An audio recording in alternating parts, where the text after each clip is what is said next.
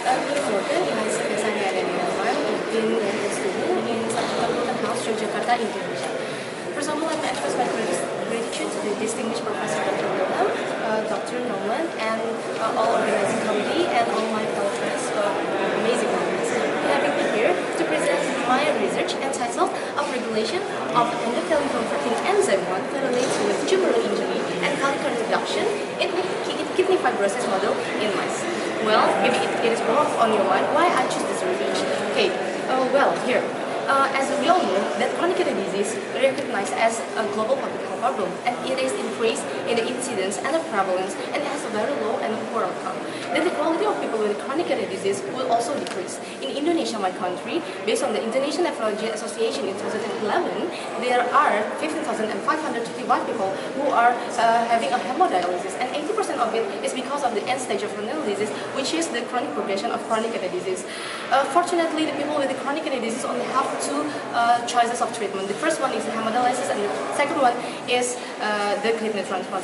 And in the need, as our research calling that our research heart is calling, so in the need we have to find another treatment which could helping people with chronic kidney disease. Well, in the previous research for many centuries, researchers have already researching about the chronic kidney disease, try to reveal the mystery behind the chronic kidney disease. And it is showing that the fibrosis become cured as a hallmark of the process of any chronic diseases. And it reveals that it has two factors. The first one is the renal protective factors, and the second one is the renal profibrotic factors. And in 1997, Hocher et al. Has already revealed that the endothelin 1 or ET1 is could trigger the process of the fibrosis. So it's showing the beneficial effect, but unfortunately it's still debatable to become a treatment, the main treatment for the people with the chronic kidney disease.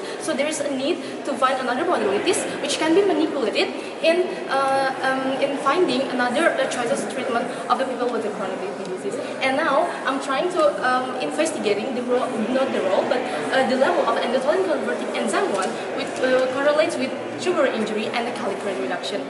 Okay. In my research, we are doing this material and method. How to solve this problem is by doing this research. My study design is a quasi-experimental study with the post-test only. And then we use, this is an animal experimental model because it's still the beginning of the research. My sample size is subject male Swiss background, age 8 to 12 weeks. And how we do to the mice? We are doing the main procedure, the unilateral urethral obstruction. So we obstruct the urethra of the mice. Well, then we are dividing the mice into three groups. The first one is the SO. This is a control or a sham group, which is mice which is treated, but which is not treated by the UUO. So it's a control group. The second one is D7 UUO. It's a mice which is treated with the UUO, this procedure, and being sacrificed after day 7. And then the third one is D14 UUO, the mice which is treated by the UUO and being sacrificed at day 14. Okay, what we do after we sacrifice, we took the kidney and we get the renal specimen and the serum. Then this is giving this result, three main results. The first one, the unilateral uterine obstruction or the UO could induce the tubular injury. How we know that it can induce the tubular injury? By this feature, microscopic features. We can see here in the black arrow, there is an intraluminal cast, and in the yellow arrow, there is a dilatation of the tubule. It means that there is a process of a tubular injury, meaning that the UO could induce the tubular injury. The next one is the UO or the unilateral obstruction could upregulate the ECE1 expression and could decrease the kallikrein expression. It's shown by this graph. The first one is for the ECE1.